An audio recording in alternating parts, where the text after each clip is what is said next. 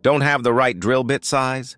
Then check out this unbelievable trick. Instead of stopping the job because the correct drill bit isn't available, this tool expert came up with a surprisingly clever solution.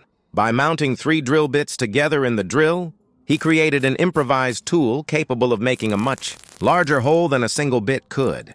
It's a simple, creative idea that can save the day when you don't have the size you need. Once you see the final result, you'll never look at ordinary drill bits the same way again.